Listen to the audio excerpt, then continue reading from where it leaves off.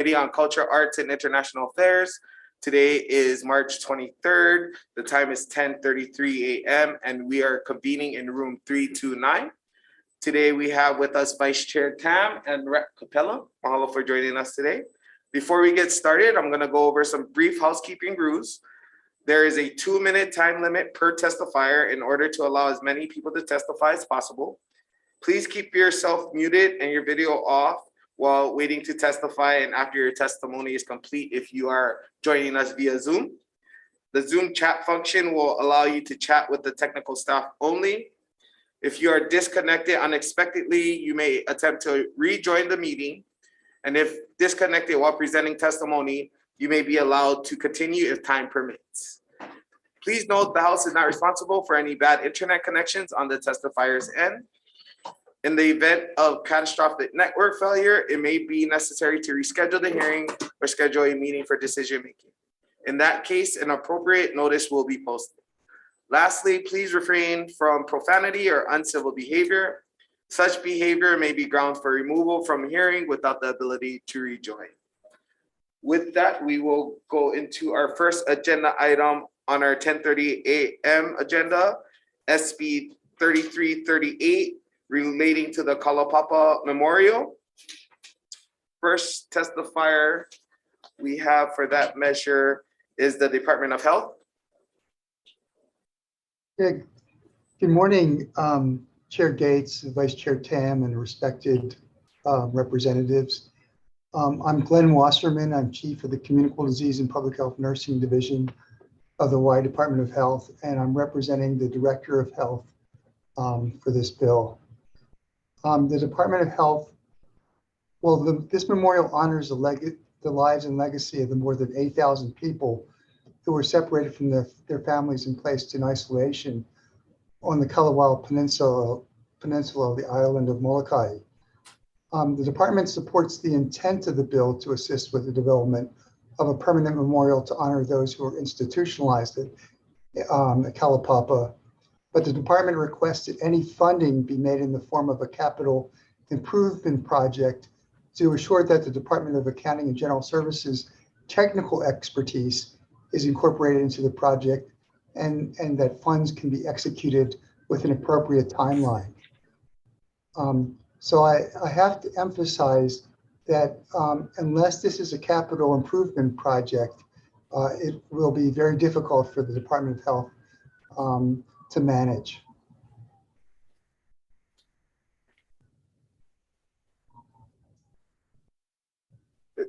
Does that conclude your testimony? Yes, sir. Okay, yeah. Mahalo, thank you for being here to testify on this measure. Next testifier we have is Ka'ohana o Kalapapa. All right.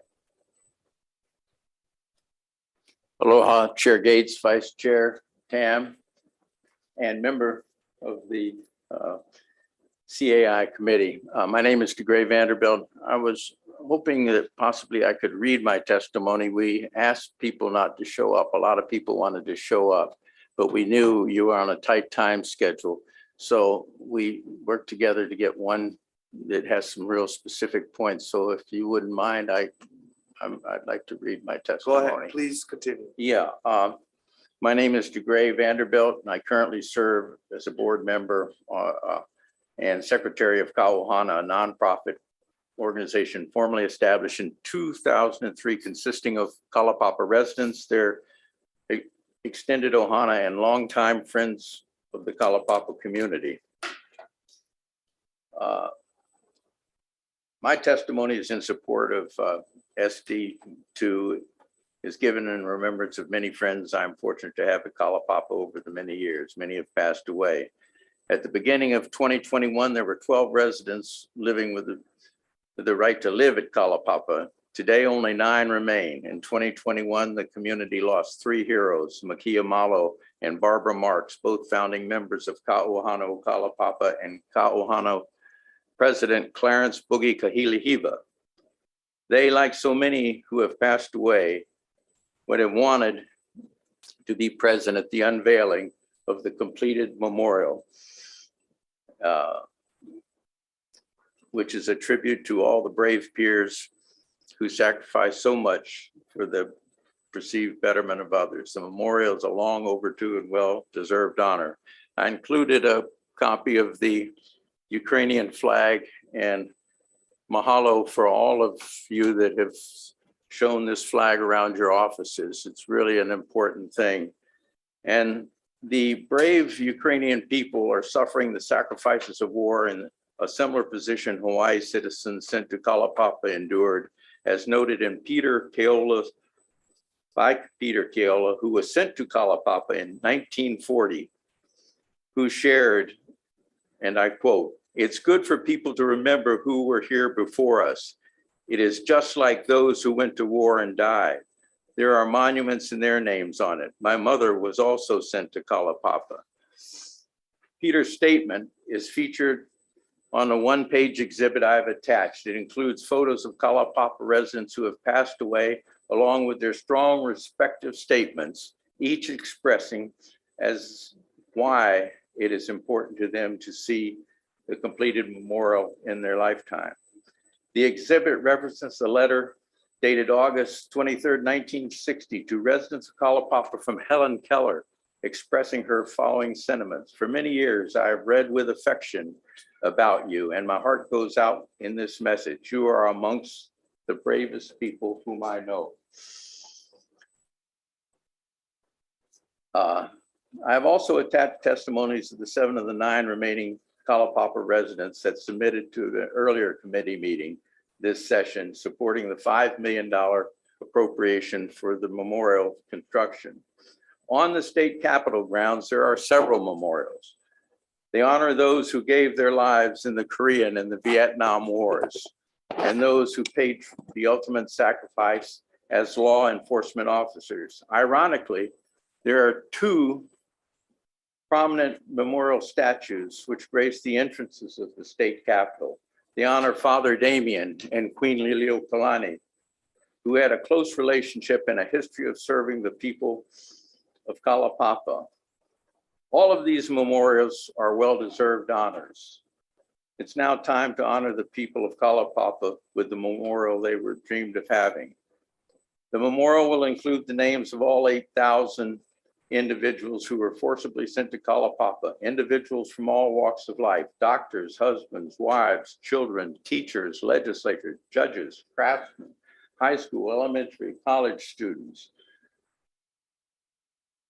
Less than 1,000 of the individuals who died at Kalapapa have marked graves. Nearly 7,000 rest in unmarked graves.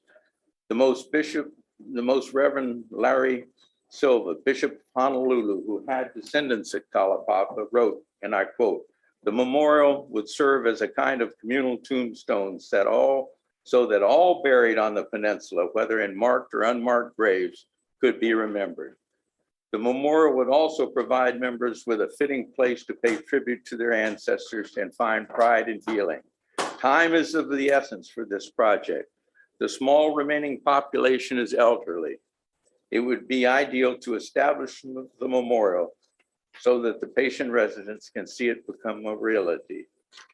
End quote. I had noticed in the testimony from Hitoshi Hida that he had sent some renderings of the memorial, and I've included one in this testimony, which is the final design of the memorial. And it's gotten praises all over the state. And on the next page, I just wanted to list some of the many professional firms that have been involved in bringing the memorial to this position. Award-winning engineering and architectural firm G70 International, Munakia, a planning consultancy and project management for Goodfellow Brothers, who is serving as contractor for the project. Unamoto Cassandro Landscape Design, Don Stastny, a renowned architect who is involved in coordinating the design of the Flight 93 and Oklahoma City memorials. RM Towel Surveyors, who have produced all the survey maps and work, and Carbonero CPA and Management Group. Kauahana will also raise an additional $5 million from the private sector to establish an endowment fund to ensure the memorial will be maintained in pristine condition in perpetuity. The endowment will also assist to sustain Kauahana's highly successful restoration of family ties program, which has enabled Kauhana to reconnect over 900 families with their Kalapapa ancestors. As noted above, a tremendous amount of time and effort has gone into bringing the memorial to the point it is today. The time is now to move. We are hopeful that your committee will not only support SB 3338 Senate Draft 2, but also include the $5 million budget amount back into the bill, which was in earlier versions of the bill. This is a project of statewide interest and a testament to the dynamic part of our state's history that has continued for over 150 years and is coming to a close. The 8,000 Hawaii citizens exiled to Kalapapa from all parts of Hawaiian, with approximately 2,900 coming from Oahu, 2,100 from Hawaii Island, 1,600 from Maui, 692 from Kauai, 406 from Molokai, 41 from Ni'iau, and 39 from Lanai. It would be easy just to pass this bill on with no amount included, but I'm hopeful that you will send it on to finance with the $5 million budgeted for construction reinserted in the bill, and then finance can do what it wants. And I thank you, Chair, and I thank the staffs of your office, Jimmy and Lacey, and also from your staff, Vice Chair Tam, for helping out and coordinating the many testifiers that put so much time and effort into their testimonies. So if you have time to read those, I think they'll have a lot more to say. But thanks again for giving me this extra time. I appreciate it. Aloha. Aloha for your advocacy, coming all the way out here to Oahu to testify here. Thank you. We appreciate it. Thank you all. Okay, moving on to our next testifier, we have Wally Inglis. Good morning, Chair, Vice Chair, and members. I'll be very, very brief. My name is Wally Inglis. Like Mr. Vanderbilt, I am a member of Ohana Kalapapa. And I stand here today to speak for a man who never needed anybody to speak for him, Bernard Punikaya. Bernard was the founder of the Ka'ohana. He was the leader of the resistance to the state's tearing down and incarcerating patients at Mahalo back in the 70s and 80s. So Bernard was one of the closest friends I ever had on this island. He was godfather to our daughter. And his mantra was, I want to see the names. His name will be one of the 8,000 names on that memorial when it's finally built. Please do what you can. Your counterpart committee left $5 million in the bill. Wham took it out. You guys can put it back in again. Let finance do what it will. Mahalo. Mahalo. Okay. Noting we have a long list of testifiers in support, but no one else indicating that they would be present to testify or present via Zoom to testify. Is there anyone wishing to testify now? Okay, seeing none. So we have over 24 testimonies in support for SB 3338 SD2. And we want to thank everyone who took the time out to testify on this measure. Members, any questions? Rep. Ward. Thank you, Chair. Mr. Vanderbilt, thank you for your detailed testimony. You alluded to what looked to be already a preliminary design. Is that in your testimony with the fish in the circular? It was on page Is it this one here? page 3, yes. This is it? That's and they're working on the construction drawings now, G70 International. So it came from you guys or G70 or a combination? Well, Hitoshi Hida he's retired now. He was an architect that worked with Oh, G70. Yeah, he's an artistic guy, really. Yeah. And Okay. Is 5 million enough? yes, It looks like a big piece of property. And where is it going to be? it's going to be, if you've ever been to Kalapapa, it'll be on the eastern side, out right across from Father Damien's church, St. Philomena, and the Protestant church there, which are the only two buildings in Kalawao. For some reason, I thought you were going to say the Capitol Lawn was going to be part of it. Excuse me? Capitol Lawn. So it's only going to be in Kalapapa. No, I was just trying to, no, it'll be at Kalapapa. That's where the residents wanted it, on that site. How many visitors? I'm trying to think of how widespread you want to have the impact of that. You still have to get permission to go to Kalapapa?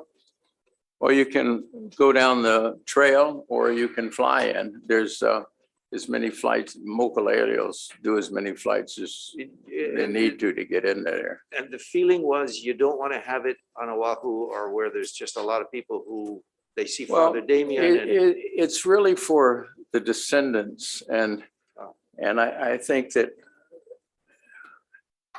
it's too bad some of our cultural people didn't get there, but when you get to Kalapapa, it's just a different feeling, and it's a place where people can find closure, and that's really the importance of the memorial.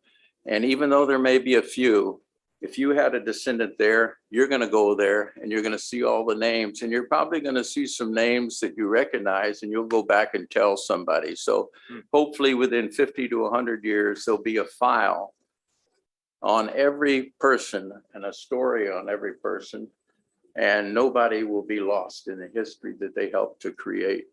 And there will be 8,000 names. 8,000 names. And is that in the circle? Yeah, the top circle represents the people who were separated from their families. The lower circle represents the families left behind, and where they intersect is what the Ohana and is trying to do, is to reconnect families to their descendants. And we've reconnected over 900 in the last few years, and it's just been tremendous pride and emotional expressions. And if you'd been at one of those, you'd see why this memorial is so important.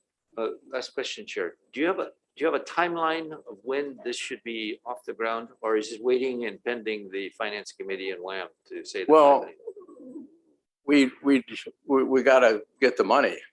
Yeah, but if we get this $5 million will get us that'll get the memorial completed. And we have another, in one of the testimonies from the executive director, Valerie Munson, she's mentioned a local large firm that is willing to, based on what the state does, they are willing to cover the cost of maintaining the memorial for several years until the endowment earnings get up to the point where it covers a permanent staff.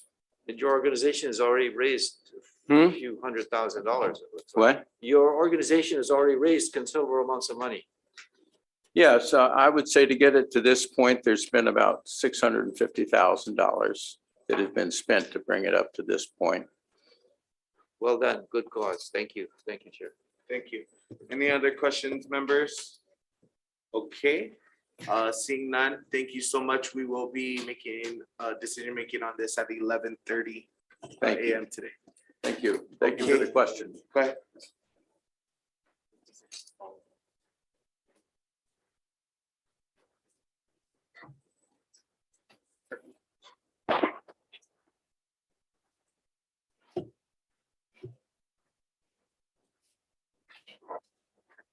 Okay, and so we do have two agendas for today. The first agenda was our agendas with our bills.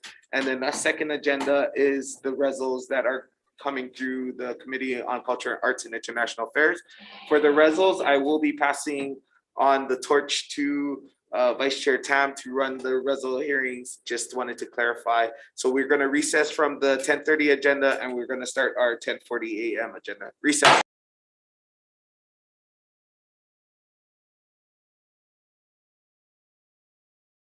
Our 10:40 a.m. agenda right here in room 329, March 23rd, Wednesday, on the House Committee on Culture, Arts, and International Affairs. Today we have with us Chair Gates and members Rep. Capella and Rep. Ward. Before we get started, I'm going to go over some brief housekeeping rules. There is a 2-minute time limit for testifier in order to allow as many people to testify as possible. Please keep yourself muted, your video off while waiting to testify, and after your testimony is completed. The Zoom chat function will allow you to chat with technical staff only.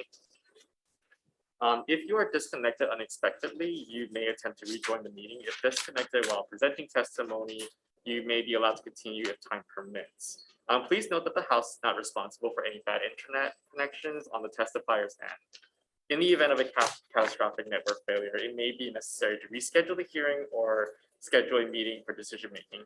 In that case, an appropriate notice will be posted. Lastly, please refrain from any profanity or uncivil behavior. Such behavior may be grounds for removal from the hearing without the ability to rejoin. With that, we will go towards our first item on the agenda, HCR 109, HR 105, designating the Waianae Moku Kupuna Council as an advisory resource to the elected members of the legislature of the state of Hawaii representing the Waianae Moku community. First off to testify, we have Lynette Cruz from Malama Mauka. I'm okay with not testifying because I submitted a written one, so and I think others may want to take time with that. Okay, that is all the testifiers that we have signed up. Is there anyone else willing to testify on this measure?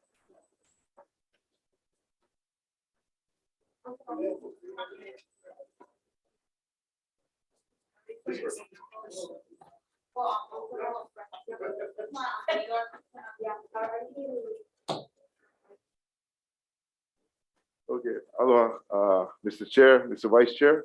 My name is Rocky Naiomi. I'm from the Waianae Coast.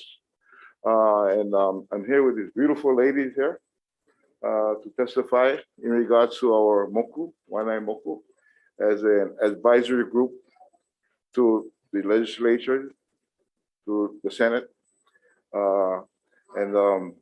So they can address more of what we're all about in the Waianae Coast. When we speak from the heart. Okay? I thank you so much for your time today. Thank you. Thank you. Next up.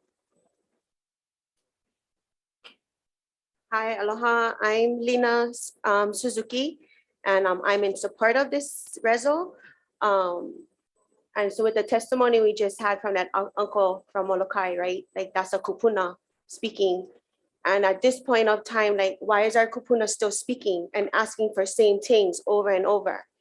So this council was formed so we could work alongside our elected officials to allow their voices to be heard, in hopes that even though you don't represent our moku, that you would come and be a part of our discussions. The fact being that you guys are decision makers, you guys vote on bills that directly affect us. And mahalo to Cedric and Miley for allowing our voices to be heard. Thank you. Next up. Aloha, welcome. Aloha, I'm Kilini Kahau. I am from the Waianae Moku. As far as our kupuna is concerned, we always had a kupuna council in our family. Our kupuna are very vital and important. They know about the history of Waianae. They speak from the heart. They tell us what is their mana'o or what they think would be good for us to do. As you know, you folks are here today and we are here today. We have a lot of businesses growing in Waianae. Part of those businesses is because of our kupuna, who has encouraged their keiki or their makua. And a lot of the kupuna have been gone. Our makua, which is the parents, don't even know what Waianae Moku is all about. And these kupuna know that.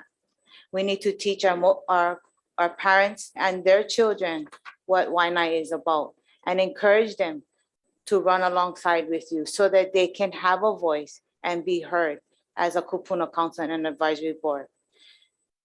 I like to say that they possess historical and cultural knowledge that we are missing today.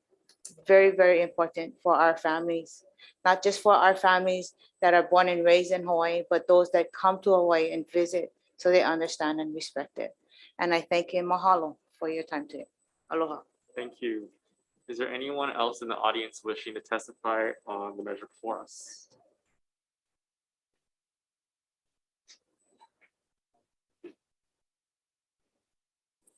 Aloha kako. My name is Georgiana Ke'olaiha Ikekoa Navarro, and I actually love our Waianae.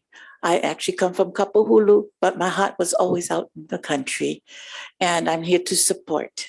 And thank you so much, Cedric, for giving us this time, and to all of the representatives that's here.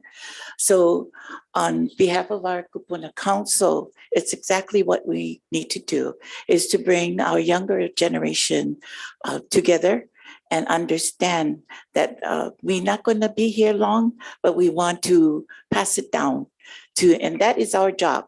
It is to pass down our mana'o of our own community, you know, and hopefully what we show and what we do, and that's the action word, is what we do and we need to do.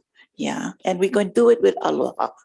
And this is what I want to bring to this, to our members, that it's so important, you know, not to forget that the kupunas before us and the kupunas now are here, you know, to do what we are here to do for our young ones, because they don't understand what is going on too much for them.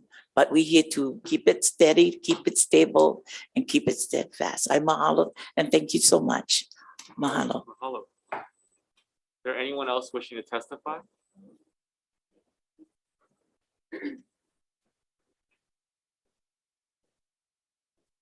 Aloha. Aloha. Gates, Tam, Capella, Ward, mahalo for letting us have this opportunity to testify of the importance of the Waianae Moku Kupuna Council.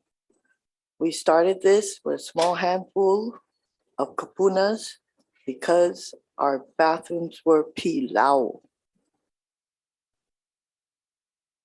So if our bathrooms are pilau on a place where military and tourists come, what about the rest of Waianae that has been ignored? My grandchildren surf and swim there in the ba'as where Kamehameha himself landed. That is sacred, sacred ground. We need that to be recognized. And as a kupuna, we have not ever lost our authority.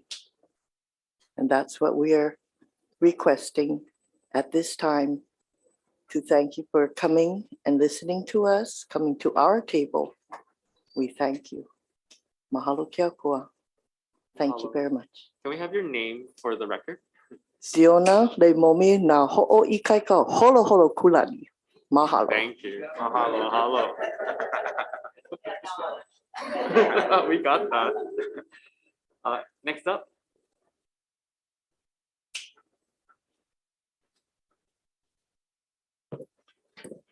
Aloha, my name is Claire Santos. Good morning, Cedric, Adrian, Jean, and Jean. We thank you for having us here today. I am Kupuna. I may not look like it, but I am. And I'm a resident of Waianae since I was 7 years old. I'm not afraid to say my age. I'm 70, will be 71. I have seen the changes that have happened in our Waianae coast.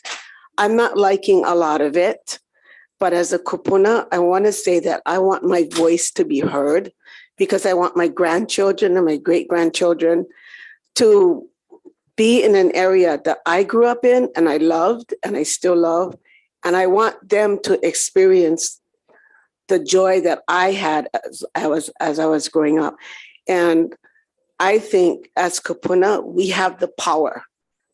And I'd like to say power, that we can have you people help us with all our questions, with whatever we want to see done. And I want to say, I thank Cedric, because as a kupuna and seeing our high school being run down for so many years, our football field. I want to say thank you very much. You have made our kupuna very, very happy. So as kupuna and my fellow kupuna here, we have a young one who will be a kupuna someday. We want to say again, thank you. And we hope you can pass this resolution and recognize us. There's so many of us as a power of the voices of Waianae Moku. Thank you. Anyone will else testify? Yes. Please state your name for the record. Hello, my name is Heather Graber, and I live over in Waianae. And although I'm not a kupuna, I fully support the ability to learn from our kupuna, and their knowledge and what they were taught from their kupuna is so important to make sure that we hold on to, and we cherish those opinions that came before us. And so using them as a voice to hear that is extremely important for the culture and the families, and for any changes coming up, so that we look at history and see what's worked and what's not and how it can work properly. Thank you. Anyone else willing to testify? Seeing none, Chair, do you have any questions? Members, do you have any questions? Seeing none, thank you so much. We're going to move on to our next item on the agenda, HCR 161, HR 161, requesting that the Creative Resurgence Task Force continue to examine and determine measures and establish policies and programs to build and foster creativity and innovation through the arts, culture, and humanities in the state. First up, we have State Foundation of Culture and the Arts. Aloha, Vice Chair Tam and Chair Gates and members of the committee. State Foundation stands on our written testimony in support of HCR 161 and the continuation of the Creative Resurgence Task Force. Thank you. Thank you. Next up, we have Debet. Thank you, Chair, Vice Chair, members of the committee. Thank you so much for this measure. We want to see this continue. It's very important. So DBET supports this wholeheartedly, because this can build the foundation and help us have a thriving creative economy in the state of Hawaii. Thank you. Mahalo. Thank you. That is all the testifiers that we have signed up. Is there anyone else on Zoom or in the audience that would like to testify on the measure before us? Seeing none, members, we have testimony and support from Adriana Munoz and Terry Skillman, and testimony in opposition from Jennifer Triplek. Members, any questions? Seeing none, we're going to move on to our next item on the agenda, HCR 191, HR 191, requesting the State Foundation on Culture and the Arts to report information relating to expenditures from the Works of Art Special Fund for the curation and preservation of Native Hawaiian art. First up, we have State Foundation of Culture and the Arts. Chair Gates, Vice Chair Tam, just to clarify, 119 is going to be the number. Yes. So in 2020, State Foundation commissioned 3 Native Hawaiian curators to create an exhibit at High Sound by Ho'ohuli Ikalima Iluna. And one of the outcomes of that was an essay of the collecting practices of the State Foundation over the past 50 years. And so this self-reflective analysis by Native Hawaiians is vital to understanding where the agency came from. And it really lays a foundation for where we're going. So I encourage all of you interested in supporting Native Hawaiian artists to read that document. There's a link in our testimony and on our website, okay? A couple examples of how we've progressed in the last 3 years. Over 30% of the works of art we've recently recommended for purchase of Native Hawaiian artists, and over $500,000 has been spent of Works of Art Special Fund on contracts to Native Hawaiian owned companies. So we really look forward to providing this report because we think it'll help us move forward and looking at data and facts really helps us make informed decisions and also dispel misleading and old narratives that actually hinders our progress. So I'm available for any questions. And that's all. Mahalo. Thank you. Members, that's all the individuals that we have signed up to testify. Is there anyone else on Zoom or in the audience that would like to testify on the measure before us? I'm seeing none. Members, we have testimony in support from Terry Skillman, Carmen Guzman, and Daniel Lee. Any questions? Seeing none, we're going to move on to our next item on the agenda. HCR 159, HR 159, recognizing the historic, cultural, and strategic connection amongst the people of Oceania, of which Hawaii is a part, and urging greater collaboration with governments of nations and programs and training to combat discrimination against Pacific Island communities. We do not have anyone on Zoom or in the audience willing testifying. Is there anyone that would like to testify on the measure before us? Please state your name for the record. Aloha, I'm Lynette Cruz. I support that. I'm testifying in support. I think it's awesome. Thank you. We have written testimony from the Hawaii Civil Rights Commission, Kristen Young, Keone Williams, Terry Skillman, and Daniel Lee. Members, any questions? Seeing none, we're going to move on to HCR 162, HR 162, requesting the Hawaii Council for the Humanities, State Foundation on Culture and the Arts, and the Hawaii State Public Library System to collaborate for the establishment of a Hawaii State Poet Laureate program. First up, we have State Foundation on Culture and the Arts. Chair Gates and Vice Chair Tam, members of the committee, State Foundation stands on our written testimony in support of HCR 162 and the establishment of a Hawaii State Poet Laureate program. Thank you. Thank you. Next up, we have Hawaii Council for Humanities.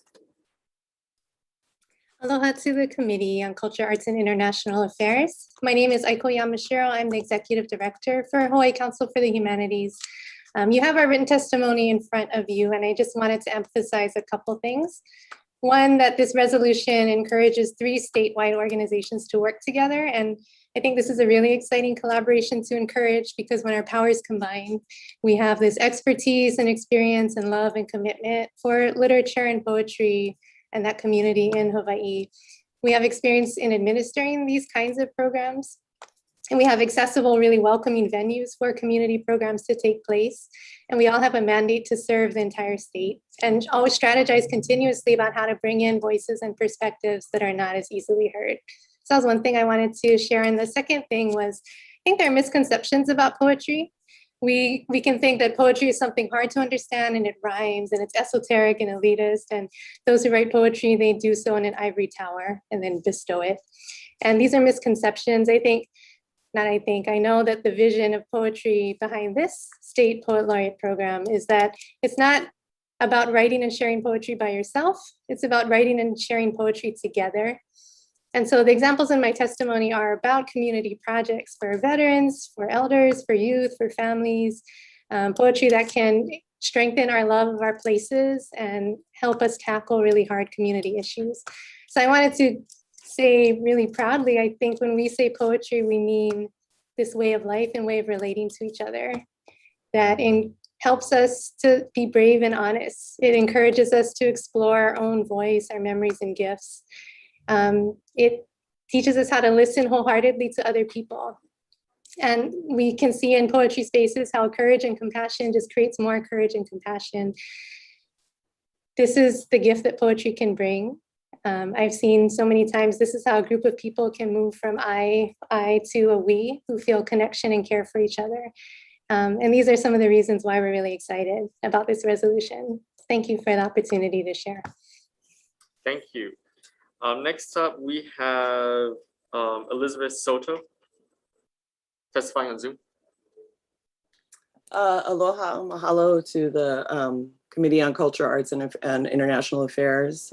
My name is Elizabeth Soto, and I think you have my written testimony in front of you. So I just wanted to add to that. And also, in full disclosure, I am offering testimony as an individual, but I am the communications officer for the Hawaii Council for Humanities and helping to develop the program for the Poet State Laureate program. Today I'm offering testimony as somebody who worked in the organizations You Speak Hawaiian Pacific Tongues for 9 years, which focused on teaching spoken word to youth ages 13 to 19. And I mentioned it in my written testimony how often I witnessed that change their lives. But I wanted to share a little story too of the number of times that I would be in audiences where the majority of the audiences were somewhere between 13 and 19, probably maybe 15 years old, right? And there would be another youth person on the stage that was sharing their truth, sharing their beliefs, sharing often their pain, who was also somewhere between 13 and 19 years old. And the support that you could feel in the audience for those youth was just absolutely amazing. They would verbally cheer them on. You could feel that emotion to the extent where you would see them gather later, you know, like on the street or in cafes or things like that, sharing poetry with each other, building community with each other in really substantial ways that really change their lives. And I can't emphasize that enough, and how much Hawaii State Poet Laureate program would really continue to support that kind of work. So mahalo for listening to me, and thank you very much. Thank you. Members, that's all of the individuals that we have signed up to testify. Is there anyone else in the audience willing to testify? Seeing none, members, any questions? Rep Ward. The last testifier, please. Just a couple of questions. How many poets do we have in Hawaii? I've never asked or thought about this. Specifically, I have to admit, I haven't done a poll. I would say that there's thousands. And I'm also, a believer that a lot of people are poets who wouldn't even necessarily identify themselves as poets. But yeah, I mean, I think poetry is everywhere. We've got one in the legislature then. Absolutely. Except we don't know who it is yet. But the point was, other states have poet laureates, correct? Yes. What generally roles do they occupy as the poet laureate of a state? What's just a general overview of that? I think they often occupy positions where, they do things like they bring readings and poetry workshops and stuff into schools, into libraries. And a lot of times their mandate is also to make sure that they're bringing it to communities who don't necessarily have, less urban communities who don't necessarily have the easiest access to things like poetry performances and stuff like that. I think the workshops in schools can be particularly critical because, again, it's just like it gets kids excited about poetry. And the way that we're imagining this particular program is that it would really be about building community. It is also about recognizing the accomplishments of the poet laureate, but it's really focusing on making sure that community is supported. And it's actually mentioned in the resolution, but another component is the civic engagement aspects, where a lot of times, these poetry workshops and poetry performances give opportunities for people to work through difficult things and talk about larger issues in society in really productive ways. Is it a voluntary or is it a paid position? It would be a paid position. Paid position. Okay. Thank you very much for that background. Thank you. Mahalo. Thank you, Rep Ward. Is there any other questions from the members? Seeing none, I think we're all poets. So roses are red, violets are blue. On behalf of this committee, thank you. Yeah. Moving on to HCR 160, HR 160, celebrating the ties between Hawaii and the freely associated states and urging the President of the United States and the United States Congress to appoint a lead negotiator to revitalize and finalize the stalled renegotiation of the Compact of Free Association prior to the compact's expiration. First up, oh, we actually don't have anyone to testify on Zoom or in person. We just have written testimony. Is there anyone in the audience willing to testify? Seeing none, we have a list of testimony and support from a number of individuals. Members, do you have any questions for the vice chair? Chair, if I may indulge, I would voluntarily testify, but you know what I would say. So, yeah, and as a member of the board of the East West Center, I think that could be, as the president of the East West Center did submit written testimony, I think that feeling for the resolution is quite intense, being that it's the top person. And we have someone in the audience who is a member of that, Amy Waianae, who could verify that this is an important issue. Having said that,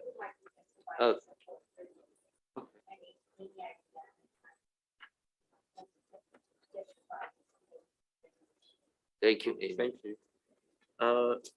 Thank you so much. Like I said, we have a number of individuals in support of the measure. Thank you. Next up, we're going to move on to our next item on the agenda, HCR 152, HR 152.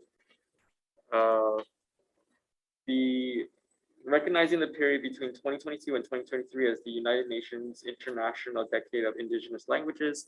First up, we have Hawaii Friends of Civil Rights.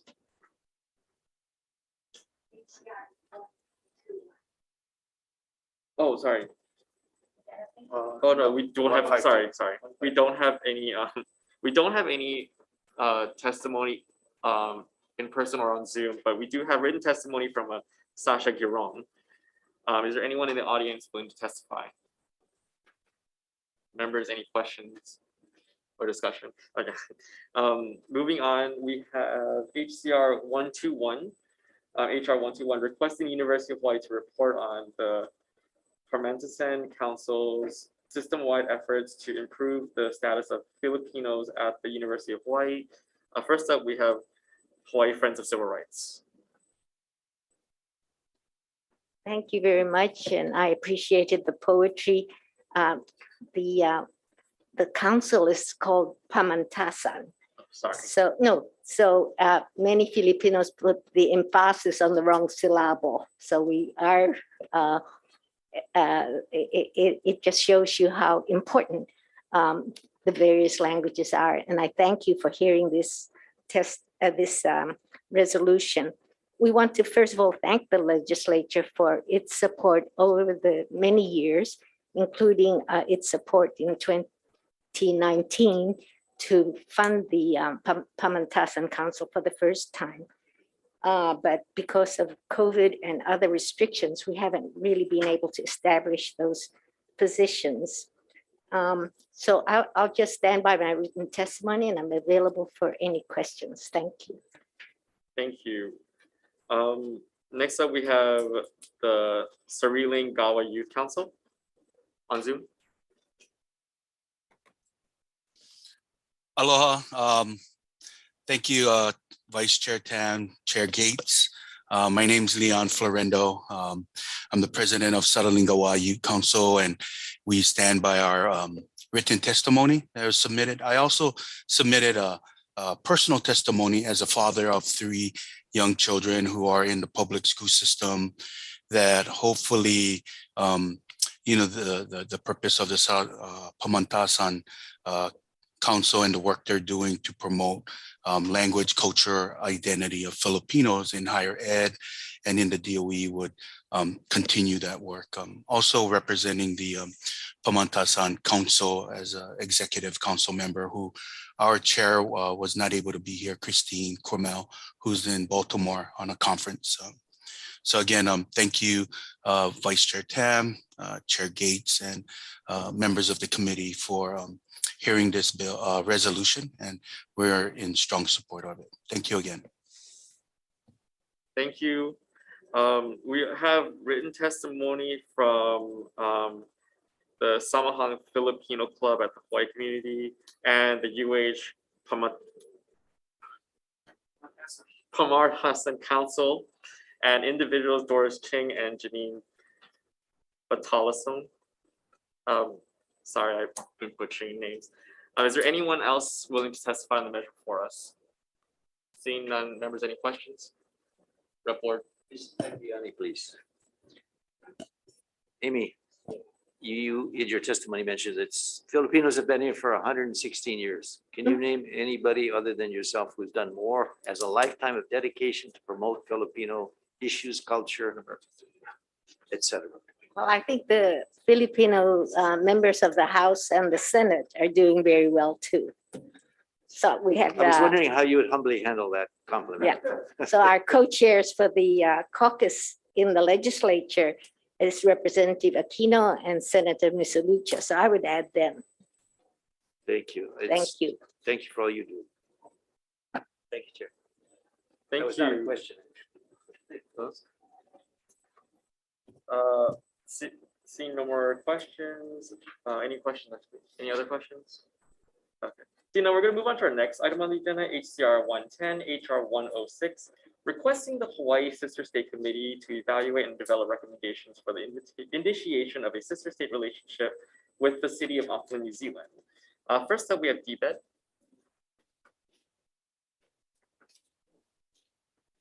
Good morning, Chair, Vice Chair, and members of the committee. DBED will stand on its written testimony, offering comments. Thank you.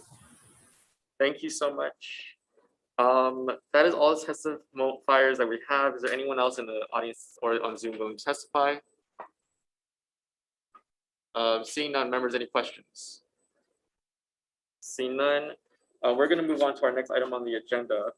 HCR 148, HR 148, endorsing and adopting the Treaty on the Prohibition of Nuclear Weapons to achieve United Nations Sustainable Development Goals 16 of peace, justice, and strong institutions of the 2030 Agenda for Sustainable Development.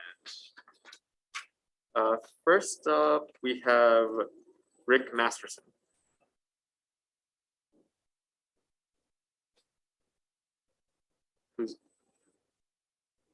Oh no, we have next we have Ann White, right?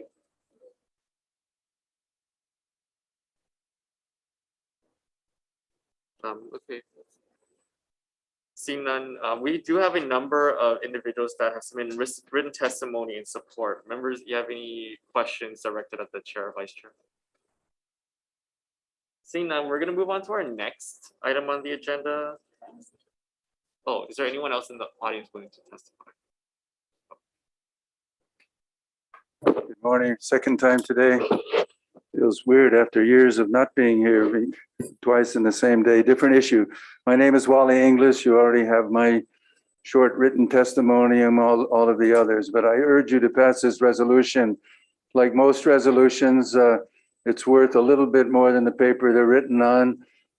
Symbolic. This body is not going to move the United Nations, but 122 nations in the world have chosen to support the nuclear treaty ban. The United States, of course, and Russia and the other nuclear powers have not signed. Surprise.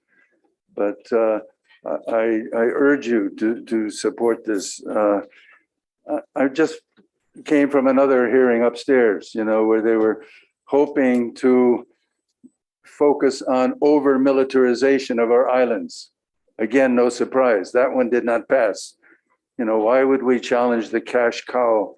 Our largest industry, maybe our second largest industry. The military, the Pentagon gets all it wants and more.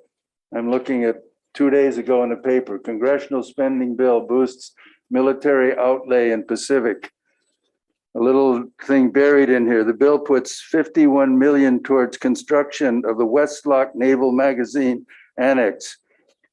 I can remember in the early 80s, they used to transport right through the streets of Waipahu nuclear weapons from Kipapa Gulch to the storage at Westlock. Many of us protested that. I'd hate to see Westlock be beefed up again. The military neither confirms nor denies the presence of nuclear weapons anywhere, but we know they've been here and most likely they are here now. So please Unlike the committee upstairs, please put your support behind this largely symbolic measure. No more nukes. And if any of you are inclined, every first working day of the month when that whistle blows, we've been out there ever since that day 4 years ago when all of us were scared out of our wits. Incoming missile from God knows where. So when that whistle goes off once a month, some of us are out there saying this could happen again, and let's do something to make sure it doesn't. Mahalo. Mahalo. Members, any questions? Is there anyone else willing to testify? Seeing none, we're going to move on to our next item on the agenda, HCR 107, HR 103. We have one individual signed up to testify, Kanu Hawaii. Mahalo, Chair Gates and Vice Chair Tam and committee members, both present and not here with us in person today. My name is Keone Kealoha. I'm the Executive Director of Kanu Hawaii, a local nonprofit that's been around since about 15 years. We are in support of HCR 107 and HR 103, recognizing Volunteer Week in Hawaii. This is essentially recognizing the same dates of National Volunteer Week, which has been around for almost 50 years under presidential proclamation every one of those years. But only recently in 2018 was Volunteer Week in Hawaii officially recognized by another proclamation and a set of resolutions. So we do have proclamation requests out for the governor, the 4 mayors, and we'd love to work with the legislature to have Hawaii recognize National Volunteer Week.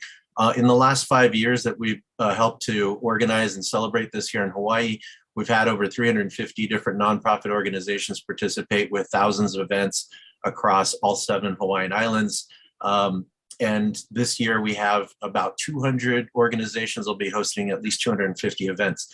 And what this does is it gives our community members a great opportunity to connect to local causes that matter, and all piled in. It's essentially an open house for volunteer opportunities with local nonprofits through this engagement around this week. So we hope that it's something that the committee finds would be benefit to Hawaii and its residents, and we hope that you're in support of this measure. Thank you so much for your time. Thank you so much. That's all that we have signed up for to testify. Is there anyone else in the audience or on scene willing to testify? Seeing none, members, any questions? Seeing none, moving on to our last and final item for the agenda, HCR 167, HR 167, urging the members of the United States Congress to enact federal legislation granting statehood to the people of Washington, D.C. We do not have anyone signed up to testify. Is there anyone in the audience willing to testify on this measure before us? Yes, Dr. Apia. My name is Amy Agriani, co-chair of the Hawaii Friends of Civil Rights. This is an issue that I think is urgent, and I testify in support. Thank you so much. Is there anyone else willing to testify? Seeing none, we do have written testimony from the Hawaii Government Employees Association, the United Public Workers, and the ACLU of Hawaii. And on HSR 167, we have Americans for Democratic Action, all in support. Members, any questions? Seeing none, we are going to recess for decision-making following the end of decision-making of the 10:30 agenda. Recess.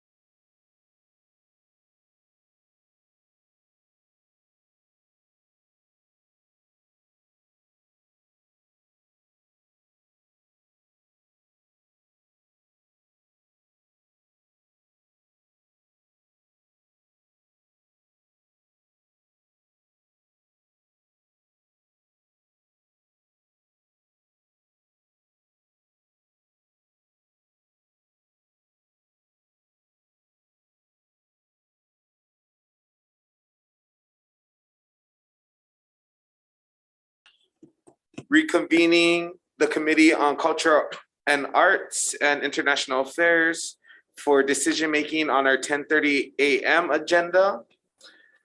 First measure we have is SB 3338 SD2 relating to the Kalaupapa Memorial. Members, Chair's recommendation is to move this measure out as is, but we will be putting in the committee report that will be sent to the Finance Committee to include an amount of $5 million into the measure. We will let Finance take this measure up and insert the appropriation amount when it's received to their committee. Members, any questions, comments, concerns? Chair. Rep. Ward? I know you're yielding to the supremacy of the Finance Committee, but it would certainly show strong support if we added the 5 million as it was in prior. And I would even suggest putting it at 5.1 million just to make a statement of strong support. It's symbolic, but it would suggest don't overlook this issue. Anyways, that's just a suggestion. Thank you. Thank you, Rep. Ward. I'll take that under advisement. Any other questions, comments, concerns, members? Okay, seeing none, Vice Chair for the vote. Voting on SB 3338 SD2, Chair's recommendation is to pass as is. Chair, Vice Chair votes aye. Rep. Hart. Aye. Rep. Capella. Aye. Rep. Nishimoto. Aye. Rep. Yamane. Aye. Rep. Ward. Aye. Chair recommendation is adopted. Thank you, members. Our 10:30 a.m. agenda is adjourned.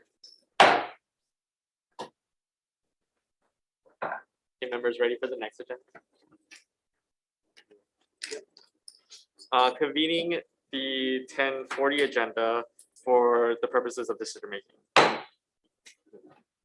Convening the 10:40 agenda right now. First up, we have HCR 109, HR 105, designating the Waianae Moku Kupuna Council as an advisory resource to the elected members of the legislature of the state of Hawaii representing the Waianae Moku community.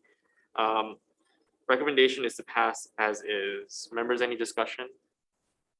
Seeing none, chair for the vote. Okay, members voting on HCR 109, HR 105. Chair's recommendation is to pass as is. Chair and Vice Chair vote aye. Rep. Hart. Aye. Rep. Capella. Aye. Rep. Nishimoto. Aye. Rep. Yamane. Aye. Rep. Ward. Aye. Chair recommendation is adopted. Moving on to HCR 161, HR 161, requesting that the Creative Resurgence Task Force continue to examine and determine measures and establish policies and programs to build and foster creativity and innovation through the arts, culture, and humanities in the state. Members, we're going to pass this as an HD1. We're going to clarify the dissolution date and push it back to June 30th, 2030. Members, any questions? Seeing none, chair for the vote. Okay, members voting on HCR 161, HR 161. Chair's recommendation is to pass as an HD1, noting all members present. Is there any members voting with reservations? Any members voting no? Seeing none, chair recommendation is adopted. Next up, we have HCR 119, HR 119, requesting the State Foundation on Culture and the Arts to report information relating to expenditures from the Work of Arts Special Fund for the Curation and Preservation of Native Hawaiian Art. The Vice Chair's recommendation is to pass as is. Members, discussion? Seeing none, chair for the vote. Okay. All right, members voting on HCR 159, HR 159. Chair's recommendation is to pass as is, noting all members present. Is there any members voting no? Any members with reservations? Seeing none, chair recommendation is adopted. Next up, we have HCR 159, HR 159, recognizing the historic, cultural, and strategic connection among the people of Oceania, of which Hawaii is a part, and urging the greater collaboration with governments of nations and programs and training to combat discrimination against Pacific Island communities. The recommendation is to pass with amendments. We're going to add that copies will go to the Association of Pacific Island Legislatures. Members, discussion? Seeing none, Vice Chair for the vote. With amendments. All right, members voting on HCR 162, HR 162. Chair's recommendation is to pass as the HD1, noting all members.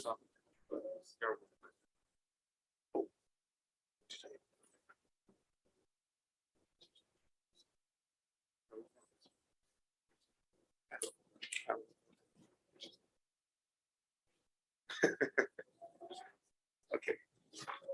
Right. Overtime.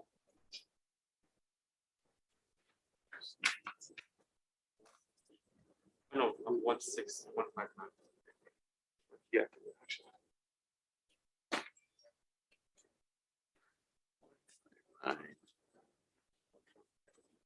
Okay. All right, members, sorry about that. We are voting on HCR 159, HR 159. Chair's recommendation is to pass with amendments, noting all members present. Is there any members voting no? Any members voting with reservations? Seeing none, chair, your recommendation is adopted.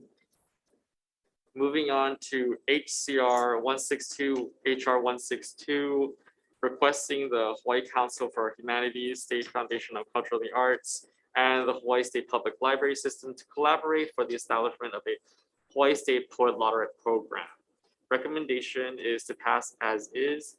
Members, any discussion?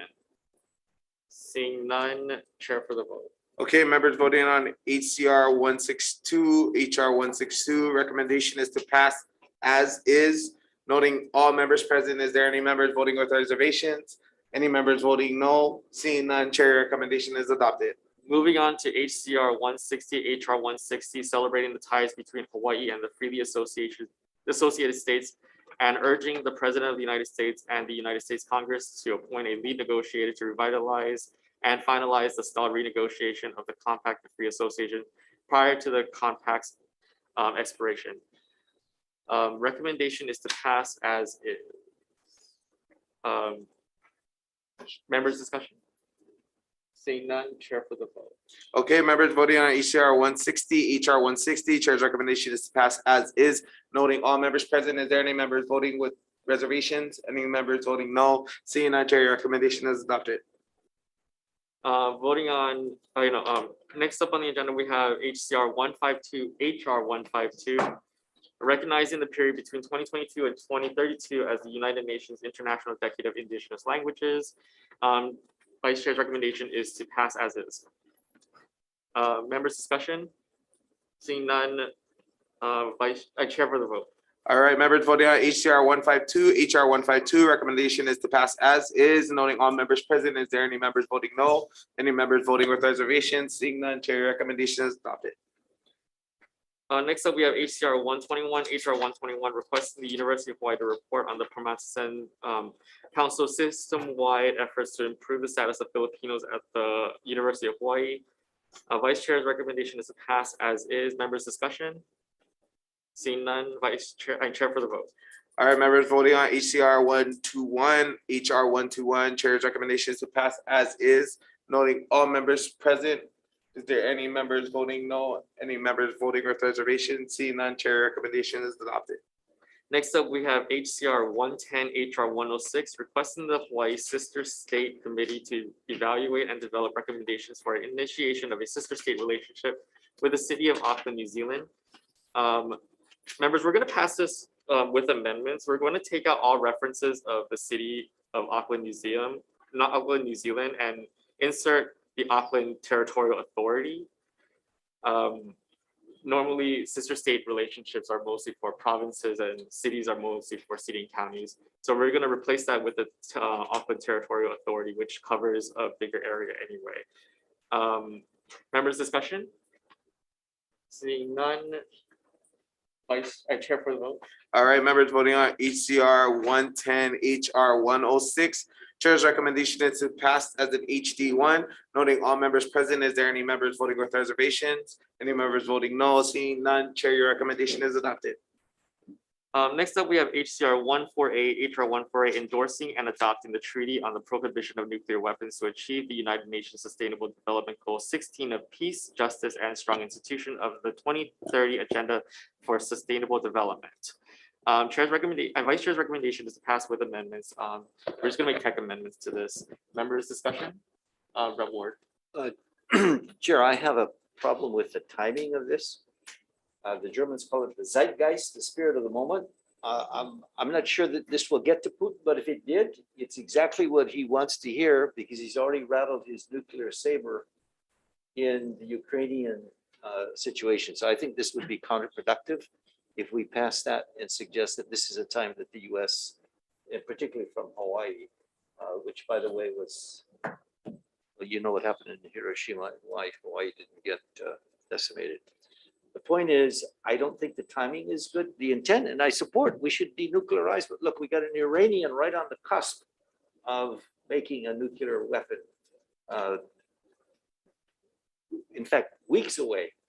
So if we are promoting that direction, I think it goes into this, the hands of those who are the tyrants and the authoritarians and those who already have nuclear weapons when they see us going in the other direction. For those reasons, I'm a no vote. Thank you. Okay, I understand. I think that we're all striving for peace here, so recommendation is to still pass with tech amendments. Any other discussion? Chair for the vote. Members voting on HCR 148, HR 148, noting a no vote from Rep. Ward. Anyone else voting no? Anyone else reservations? Chair, your recommendation is adopted. Thank you. Moving on to HCR 107, HR 103, recognizing April 17th through April 23, 2022 as Volunteer Week in the state of Hawaii.